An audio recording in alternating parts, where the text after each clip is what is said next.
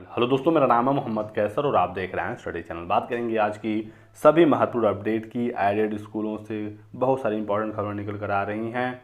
Video में last तक बने रहिएगा, लेकिन आगे बढ़ने से पहले एक और जरूरी सूचना। बात करेंगे दोस्तों यूपी मुख्य सेविका भर्ती परीक्षा 2022 की इस बेस्ट बुक के बारे में, जो चक्षु प्रकाशन की तरफ से आती है। और ये है संपूर्ण गाइड बुक, जिसमें मुख्य सेविका की पूरी सिलेबस कवर की गई है। मुख्य सेविका की भूमिका, जिम्मेदारियां, विवाह, परिवार, जाति, लिंग वगैरह तो देख सकते हैं। टॉपिक वाइज सब कुछ बताया गया है। 2000 से ज़्यादा इसमें बहुविकल्पी प्रश्न हैं।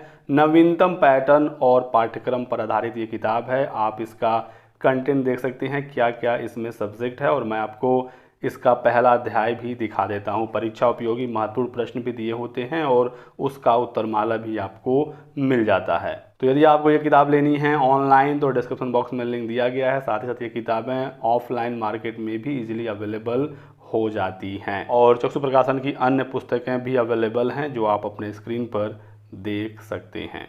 तो दोस्तों, आज की सबसे पहली अपडेट है, एडेड स्कूलों में शिक्षकों की समायोजन प्रक्रिया का विरोध किया जा रहा है। तो कई दिनों से आपको इस संबंध में न्यूज़ दी जा रही है कि एडेड कॉलेजों में समायोजन की प्रक्रिया होने जा रही है, जिसका बहुत ही तेज़ी से विरोध किया जा रहा है। माध्यमिक शिक्षा विभाग द्वारा अशासकीय सहायता प्राप्त एडेड विद्यालयों में शुरू की जा रही शिक्षकों की समायोजन प्रक्रिया का विरोध शुरू हो गया है। शिक्षक संगठनों का कहना है कि विभाग राजकीय विद्यालयों में सरप्लस शिक्षकों का समायोजन तो कर नहीं पाई, अब एडेड विद्यालयों में जबरन प्रक्रिया छेड़ रहा है। तो मामला दोस्तों इसमें यह है कि जिन विद्यालयों में शिक्षक ज़्यादा हैं, सरप्लस हैं, उनका समायोजन ऐसे विद्यालय में हो रहा है जहां पर शिक्षकों की कमी है।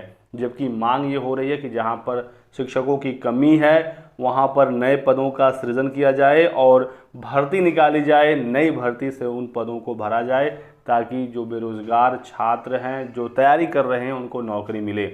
और जहां पर आप सरप्लस शिक्षकों का समायोजन की बात कर रहे हैं तो इस कंडीशन में वो एक पद समाप्त हो जाएगा। इसमें यह भी बताया गया है कि कम छात्र संख्या पर पद समाप्त करने के प्रस्ताव का विरोध हो रहा है। उत्तर प्रदेश माध्यमिक शिक्षक संघ ने बताया कि सहायता प्राप्त माध्यमिक विद्यालयों में शिक्षकों के समायोजन और कम छात्र संख्या पर पद खत्म करने के शासन के प्रस्ताव का विरोध किया है। मांग की कि नए पदों का सृजन किया जाए। और अभी 2 दिन पहले मैंने आपको ये न्यूज़ दिखाई थी, जिसमें बताया गया था कि 2021 वाली जो भर्ती हुई लगभग 15,000 पदों पर, इसके लिए जो अधियाचन आया था वो 39,000 पदों पर आया था। 27 सितंबर 2019 को टास्क फोर्स गठित करते हुए एडेड कॉलेजों में छात्र संख्या के अनुसार पर अध्यापकों की जनशक्ति निर्धारण कराई गई। सरप्लस होने के कारण ही जुलाई 2019 में ऑनलाइन अधियाचन जब मंगाया गया, उत्तर प्रदेश माध्यमिक शिक्षा सेवा चयन बोर्ड को भेजे गए शिक्षकों के लगभग 39,000 पदों में केवल 15,000 पदों पर विज्ञापन आया और शेष 24,000 पदों को सीज कर दिया गया, यानी कि इन पदों को समाप्त कर दिया गया। तो फिर सवाल है कि 3 सालों में ही समायोजन की आवश्यकता आपको कैसे पड़ गई। ये भी मांग हो रही है कि जो 24,000 पद फ्रीज किए गए थे, इन पर भी भर्ती निकाली जाए, 2022 वाले विज्ञापन में इसे जोड़ा जाए, क्योंकि जो इस समय भर्ती आई हुई है, जिसकी परीक्षा तारीखों के ऐलान का इंतजार हो रहा है, सिर्फ 4163 पद इसमें हैं। तो लगातार एडेड कॉलेजों को कमजोर किया जा रहा है, ऐसा कहना है लालमणि द्विवेदी जी का, जो प्रदेश महामंत्री माध्यमिक शिक्षक संघ ठकुराई गुट के हैं। और सेम यही चीज़ बताई है सुरेश त्रिपाठी जी ने, जो एमएलसी और शिक्षक विधायक दल के नेता हैं। लगातार सरकार एडेड कॉलेजों को कमजोर करती जा रही है, किसी न किसी बहाने से शिक्षकों की संख्या को कम किया जा रहा है। अगले साल 2023 में भी एक नई भर्ती की उम्मीद थी, एक बड़ी भर्ती की उम्मीद थी, लेकिन जिस तरह से समायोजन की बात चल रही है, अगली भर्ती भी कम पदों पर ही हो सकती है, या फिर हो सकता है 2023 में कोई भर्ती ही अब ना आए। तो समायोजन का विरोध हो रहा है, आपको भी अपना विरोध दर्ज कराना चाहिए। कमेंट सेक्शन में आप अपनी राय जरूर दीजिएगा। बात करें टीजीटी पीजीटी 2022 परीक्षा तिथि के बारे में, तो दिसंबर से पहले परीक्षा होने की कोई भी उम्मीद नहीं है, क्योंकि अभी तक चयन बोर्ड को सदस्य नहीं मिल पाए हैं। अक्टूबर में ही अब सदस्यों के आने की उम्मीद है, और दिसंबर तक या इसके बाद ही अब टीजीटी पीजीटी 2022 की परीक्षा हो सकती है। एक इंपॉर्टेंट अपडेट निकल कर आ रही है यूपीपीएससी यानी उत्तर प्रदेश लोक सेवा आयोग की तरफ से। हजारों पद खाली, लेकिन भर्ती में अर्हता का अड़ंगा है, जिसकी वजह से विज्ञापन नहीं निकल पा रहे हैं।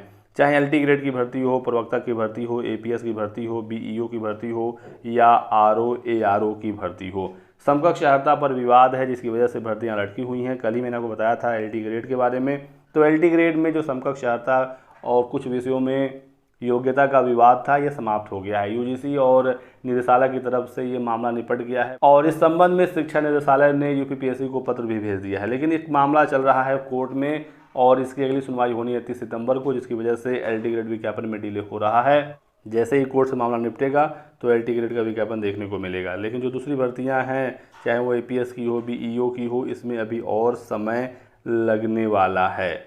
अभी कल ही यूपीपीएससी ने आरओ 2022 का जो अध्याचन था उसे वापस कर दिया, क्योंकि कुछ पद थे, जैसे कि आप देखेंगे समीक्षा अधिकारी लेखा के पदों के लिए जो प्रस्ताव भेजा गया था यूपीपीएससी को, उसमें भी जो योग्यता था वो बिल्कुल क्लियर नहीं था, जिसकी वजह से पूरा अध्याचन वापस कर दिया गया है और आरओ की भर्ती दिसंबर से पहले आने की भी उम्मीद नहीं है। लेकिन जब भी भर्ती आएगी पदों की संख्या काफ़ी अच्छी खासी होगी। दिसंबर से अगले साल जनवरी तक विज्ञापन निकलने के चांसेस हैं, तो तैयारी आप लोग जारी रखें। चूँकि समकक्ष अर्हता की वजह से भर्तियां कोर्ट में चली जाती हैं, नोटिफिकेशन में एक शब्द लिख दिया जाता है समकक्षता या इक्विवेलेंट, लेकिन अब ऐसा नहीं होगा। हर एक कोर्स को क्लियरली मेंशन करना होगा नोटिफिकेशन में कि ग्रेजुएशन और इसके कौन कौन से चीज़ें हैं जो समकक्ष हैं, CCC ओ लेवल, जहाँ पर जो चीज़ें मांगी जाती हैं, तो समकक्षता को बिल्कुल क्लियर अब नोटिफिकेशन में किया जाएगा, जिसकी वजह से बहुत सारी भर्तियों में डिले हो रहा है। यहीं पर बात कर लेते हैं यूपीएससी वीडियो 2018 के री एग्ज़ाम डेट के बारे में। काफ़ी छात्र इसको लेकर सवाल पूछते हैं। तो दोस्तों जानकारी मिल रही है यूपीएससी की तरफ से कि मार्च 2023 तक जो भी पेंडिंग भर्तियां हैं, जो परीक्षाएं नहीं हुई हैं, जिसका रिजल्ट अभी लटका हुआ है, उसे पूरा कराने की तैयारी में है और मार्च 2023 तक वीडियो का भी परीक्षा करा लिया जाएगा। इस साल के लास्ट तक तो उम्मीदें कम ही दिख रही हैं, लेकिन अगले साल की शुरुआत में ही मानकर चलें मार्च से पहले वीडियो 2018 का पुनर्परीक्षा करा लिया जाएगा। इसकी तैयारी चल रही है, तो आप लोग अपनी तैयारी को करते रहिए। और आपको पता ही है कि जिन्होंने भी पिछली बार आवेदन किया था वो सभी छात्र इस बार परीक्षा दे सकते हैं। मैंने आपको इससे पहले बताया था, पेट का इसमें कोई चक्कर है नहीं, क्योंकि पेट के आने के पहले की ये भर्ती है। तो जिन्होंने भी पिछली बार परीक्षा दी थी या उनका एडमिट कार्ड आया था, वो दोबारा से इस बार परीक्षा दे सकते हैं। एक और अपडेट आप देख सकते हैं, CUET के परिणाम आज शाम तक घोषित कर दिए जाएंगे। तो यदि आपने ये परीक्षा दी है तो आज आपका इंतज़ार समाप्त हो जाएगा। तो ये रही दोस्तों आज की वीडियो में कुछ महत्वपूर्ण अपडेट। वीडियो को लाइक और चैनल को सब्सक्राइब कर दीजिएगा ताकि आपको इसी प्रकार की सभी लेटेस्ट और ऑथेंटिक इन्फॉर्मेशन मिलती रहे। Thanks for watching.